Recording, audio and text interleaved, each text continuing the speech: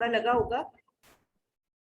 Now in this chapter, main things can be done in the class, बाकी rest of the details you have to read at home. वो details में से भी देखना होता है कि comparatively which thing seems to be more important. ठीक है, जब पढ़ते हैं तो अपने आप वी कम टू नो कि ये चीज थोड़ी सी खास है, इसको हमें स्ट्रेस करना चाहिए, ये चीज को थोड़ा स्किप किया जा सकता है. ठीक है, तो इन दिस लेसन पहले आपने मेन याद करना है डिमांड. अब डिमांड क्या होता है मैं क्विकली एक बार रिकॉल कर देती हूँ. Demand means quantity of a commodity which a consumer is willing to buy at different prices in a given market at a given point of time. Quantities of a commodity which a consumer या consumers भी लिख सकते हैं, consumers are willing to buy at different prices in a given market and at a given point of time, वो होगी demand. अब उसके बाद मेन आता है, फिर हमारे इसमें 2-3 टॉपिक्स आ जाते हैं. एक होता है डिमांड फंक्शन. डिमांड फंक्शन का मतलब functional relation between demand and its determinants. Determinants की जगह we can use the word factors. मतलब डिमांड को कौन से फैक्टर्स अफेक्ट करते हैं, डिमांड और उसके फैक्टर्स के बीच का रिलेशन, फंक्शनल रिलेशन. ठीक है, मतलब demand depends upon various factors और डिटर्मिनेंट्स, उनका आपस का जो रिलेशन है that is called demand function. ये 2 टाइप्स का होता है. एक होता है इंडिविजुअल डिमांड फंक्शन, एक होता है मार्केट डिमांड फंक्शन. ठीक है, इंडिविजुअल डिमांड फंक्शन मतलब relation between demand of a commodity made by an individual person या buyer and the factors which affect this demand. आप अकेले बाजार जाए, मैं जाऊं, तो मैं जब भी कुछ खरीदने लगूं तो मुझे कौन सी चीजें अफेक्ट करेंगी, मेरी डिमांड का उन फैक्टर्स के साथ relation will be known as individual demand function. On the other side market demand function मतलब वो फैक्टर्स वो जो पूरी मार्केट की डिमांड को अफेक्ट करते हैं. अब मार्केट का मतलब मेनी कंज्यूमर्स. मार्केट में कोई एक सिंगल कंज्यूमर नहीं होता, बहुत सारे होते हैं. तो market demand function means the functional relation between the demand of a commodity and demand of a commodity made by all the consumers in the market and the factors which affect it. सब लोग जो मांग कर रहे हैं उनकी demand को कौन से फैक्टर्स अफेक्ट करते हैं, वो उनका आपस का relation will be known as market demand function. ठीक है, उसके बाद फिर टर्म आएगी आपके जो बुक में डिमांड शेड्यूल. शेड्यूल का मतलब होता है वेरी सिंपल टेबल. जैसे हमने कल न्यूमेरिकल किया तो टेबल की फॉर्म में लिखा, उसको मोर देन और दूसरी तरफ क्यूमुलेटिव फ्रीक्वेंसी लिखती, वो टेबल की फॉर्म में प्रेजेंट किया, मतलब वो शेड्यूल ही बनाया था. तो शेड्यूल का मतलब that table which shows the relation between. अब किसके between relation, relation between price of the commodity and it's demand. ठीक है, अब इसको कह देते हैं डिमांड शेड्यूल. अब इसकी भी आगे 2 टाइप्स. एक होता है इंडिविजुअल डिमांड शेड्यूल, मतलब that table which shows the relation between price of the commodity and demand made by individual consumer. जब भी इंडिविजुअल वर्ड आ गया मतलब एक बायर, एक कंज्यूमर, एक पर्सन की बात है. तो जो टेबल हमें वो रिलेशन दिखाता है इसके बीच में, प्राइस और डिमांड के बीच में. डिमांड कौन कर रहा है, एक बायर कर रहा है, एक कंज्यूमर कर रहा है, तो कह देंगे वो टेबल का नाम रख लेंगे individual demand schedule. On the other side market demand schedule का मतलब वो table which shows the relation between price of the commodity and demand of the commodity made bye all consumers in the market. जितने भी हैं सारे, price of the commodity and demand of a commodity made bye all the consumers. जो table हमें इन दोनों के relation को बताता है, शो करता है, that table is called market demand schedule. ठीक, अच्छा, अब इसी के आगे अगला कॉन्सेप्ट आ जाता है demand curve. Demand curve is nothing else but the graphical या diagrammatical presentation of demand schedule. जो चीज टेबल में लिखी उसी का डायग्राम बना सकते हैं, उसी को कह देते हैं डिमांड कर्व. ठीक है, ग्राफिकल या diagrammatical presentation of demand schedule is known as demand curve. अब अगर शेड्यूल 2 तरह का है तो कर्व भी 2 तरह की होगी. एक होगी इंडिविजुअल डिमांड कर्व. क्या बोल सकते हैं, individual demand curve is the graphical presentation of which schedule. कौन से शेड्यूल की ग्राफिकल प्रेजेंटेशन होगी individual demand curve, individual demand schedule की. Graphical presentation of individual demand schedule is called individual demand curve. On the other side, graphical presentation of market demand schedule will be known as market demand curve. जो schedule है, जो उसका नाम है, बस उसी की ग्राफिकल प्रेजेंटेशन, साथ में वही वर्ड लिख के साथ में कर्व लिख देना. ये मेन टर्म्स हैं. ये यहाँ पर आपको क्वेश्चन आ सकता है डिफाइन, आगे कोई भी टर्म आ जाएगी. ठीक है, अच्छा, उसके बाद एक बीच में टॉपिक आता है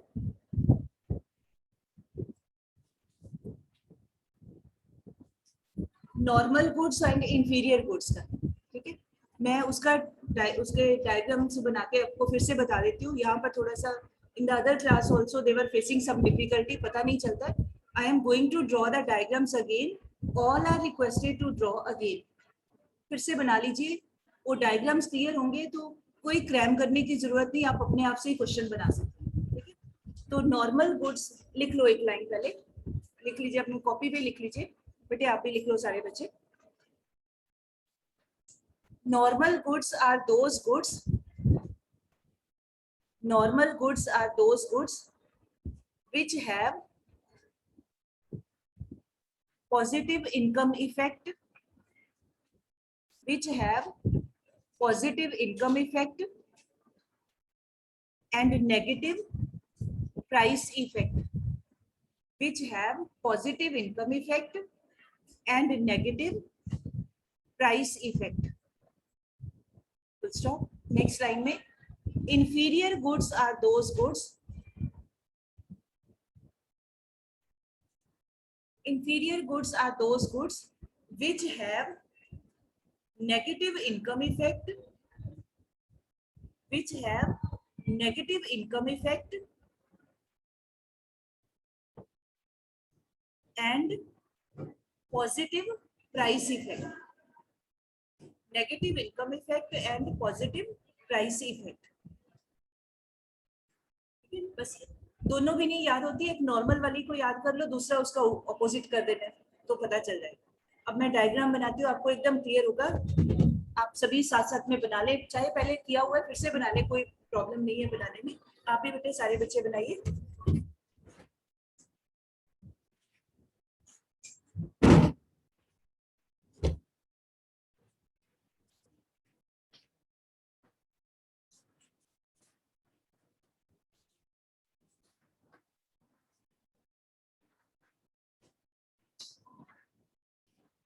वन साइड पे नॉर्मल गुड्स, एक साइड पे लिखो विश्व से जो बात करनी कर लो।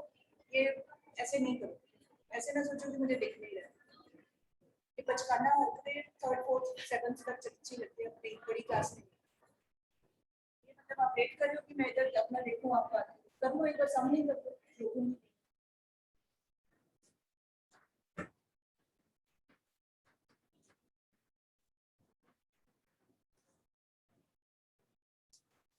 क्या लिखा डेफिनेशन में? दो चीजें लिखी। Normal goods are those which have, दो इफेक्ट के नाम है, positive income effect, negative price effect. तो हम दोनों डायग्राम बनाते हैं।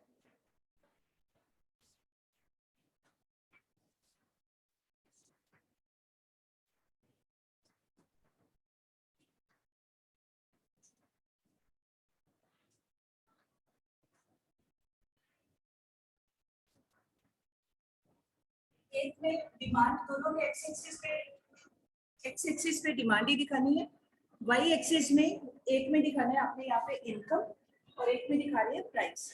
मतलब एक में इनकम के साथ रिलेशन समझना है, एक में प्राइस के साथ। ऐसे इस साइड पे भी दो डायग्राम बनेंगे।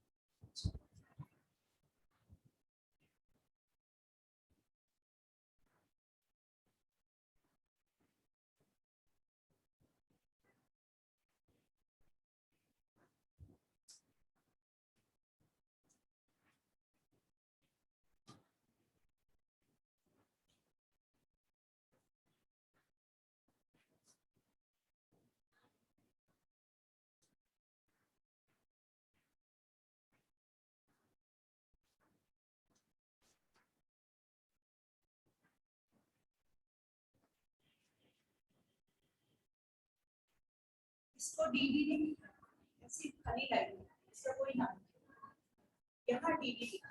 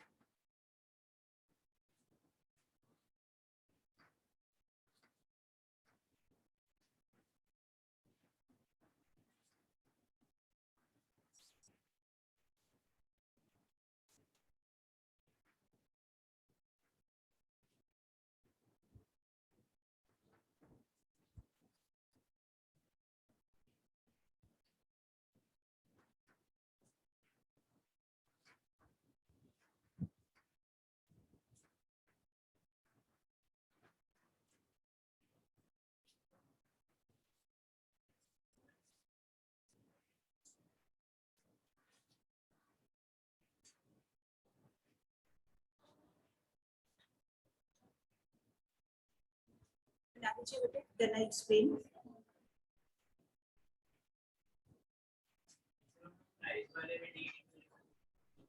मैं बताती हूँ, एक मिनट सारे बना ले, देन आई टेल।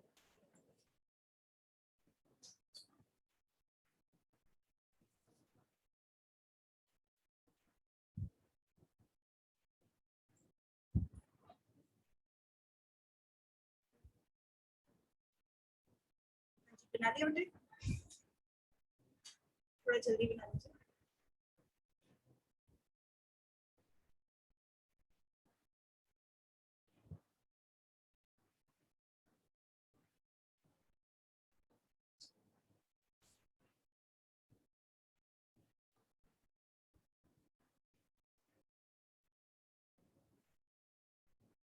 जसप्रीत अपने ही है ये, अपने ही रिश्तेदार है, जैसे देख लिया कि पता नहीं कितने दूर दराज, कितने सदियों के बाद कोई मिलने आया है। 2 महीने पहले जब वो ऊपर पढ़ते थे ना 54 नंबर में, थोड़ा ही टाइम हुआ है? चलो अब ध्यान से समझ लीजिए।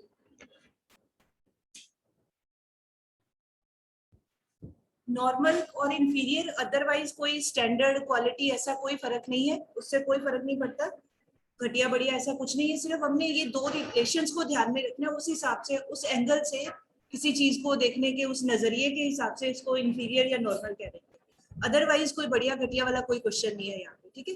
तो ऐसी कोई कमोडिटी जब हमारी इनकम इंक्रीज हो तो हम उसकी डिमांड को भी इंक्रीज कर दें। जैसे ये डायग्राम में इनकम है हमारी O5, 100 रुपए इनकम है, हम एक चीज लेते हैं OQ मान लो, इनकम बढ़ गई O/1, अब मैंने ज्यादा डिमांड करनी स्टार्ट कर दी, एक चीज लेने की जगह 2 चीजें लेनी स्टार्ट कर दी, तो क्या हुआ मेरी डिमांड को, डिमांड हैज गॉट इंक्रीज्ड के डिक्रीज्ड? इंक्रीज हुई, मेरी सैलरी बढ़ गई, मैंने ज्यादा डिमांड करनी शुरू कर दी। जब जिस चीज के लिए हमारा ऐसा बिहेवियर एग्जिबिट हो, हम ऐसा बिहेवियर करें, उस चीज को कह देते हैं नॉर्मल गुड, ठीक है, उस चीज को कहेंगे नॉर्मल गुड। और ये रिलेशन को कहेंगे भी इनकम बढ़ने से डिमांड बढ़ गई, तो उसको रिलेशन को कहेंगे भी दोनों चीजें बढ़ी, इनकम भी बढ़ी, डिमांड भी बढ़ी।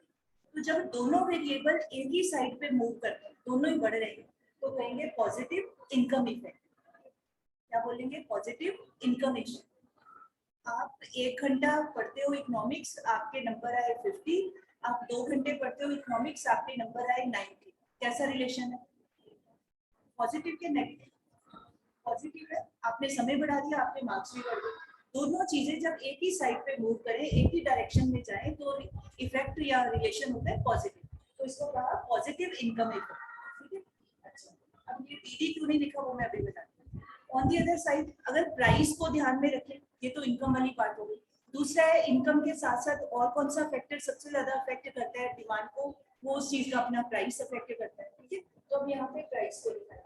अब पहले है प्राइस, अगर मान लीजिए OP, तो डिमांड करती हूँ मैं OQ क्वांटिटी, 10 रुपए प्राइस है, मैंने 2 चीजें ले ली या एक चीज ले ली, अब वो प्राइस हो गया कम, OP की बजाय कम होके OP1 हो गया। अब अगर ये कम हो गया तो मैंने अपनी डिमांड को बढ़ा दिया, एक की बजाय 2 चीजें लेनी शुरू कर दी, ज्यादा कुछ नहीं, मतलब पहले से ज्यादा लेना स्टार्ट कर दिया। अब ये कैसा रिलेशन है? अगर ये ना भी लिखा हो, प्राइस हुआ कम, डिमांड बढ़ा दी, एक चीज कम हुई, दूसरी चीज बढ़ गई, ऐसे रिलेशन को बोला जाता है नेगेटिव रिलेशन, इनवर्स रिलेशन, एक बढ़ा एक कम हो गया, प्राइस कम हुआ, डिमांड बढ़ गई, ठीक। तो ये रिलेशन कहलाएगा negative relation between price and demand, उसी को क्या कहते हैं? नेगेटिव प्राइस इफेक्ट, ठीक है। दोनों में फर्क समझ आया? इधर इनकम बढ़ने से डिमांड बढ़ी, यहाँ प्राइस के कम होने से डिमांड बढ़ी, तो अब ये हो गया opposite relation, negative price effect. यहाँ पर सीधे सीधे दोनों ही बढ़ गया पॉजिटिव, ठीक।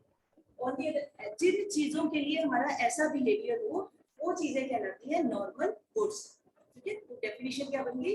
Normal goods are those goods which have positive income effect and negative price effect, या ऐसी चीजें whose demand increases with increase in income and whose demand falls with whose demand rises with falling price, ऐसे भी बोल सकते हैं, whose demand rises with falling price, मतलब ये पॉजिटिव इनकम इफेक्ट, इसी बात को थोड़ा लंबा करके बोल दिया नेगेटिव प्राइस इफेक्ट। जिन चीजों के लिए ऐसा बिहेवियर कंज्यूमर दिखाए, वो चीजें कहलाएंगी नॉर्मल गुड्स।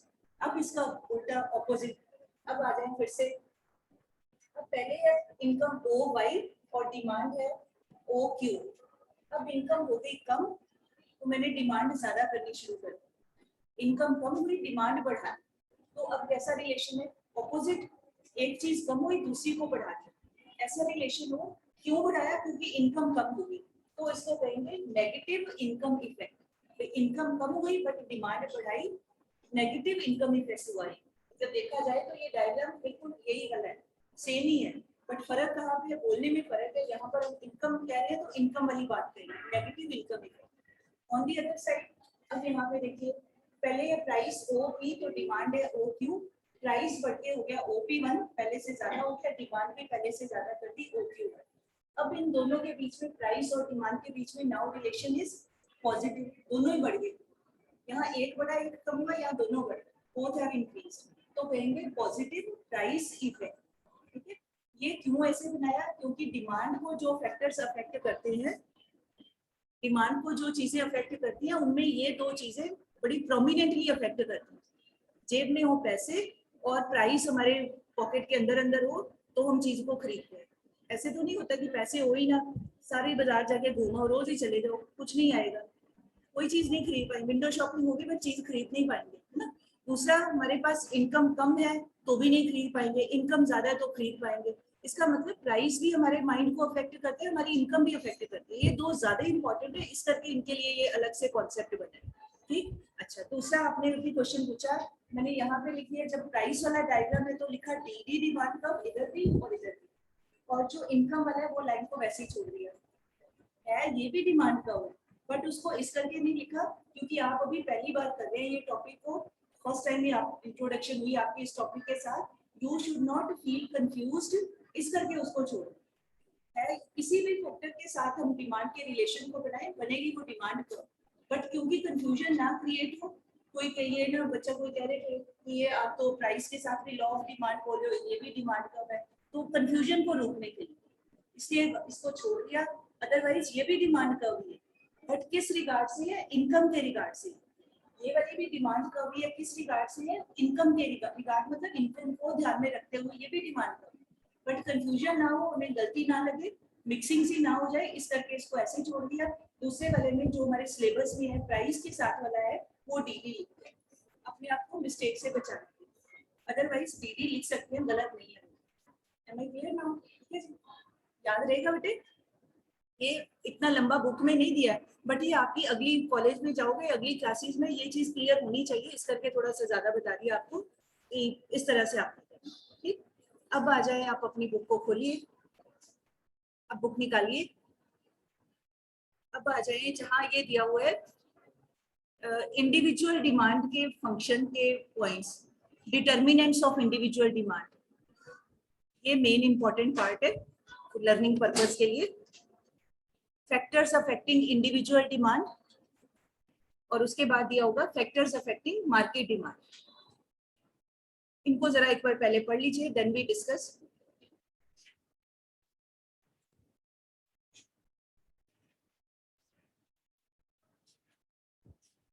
सभी बुक्स में है, टीआर जैन वाली बुक में थोड़ा पीछे करके 2-3 पेज आगे करके दिया हुआ है,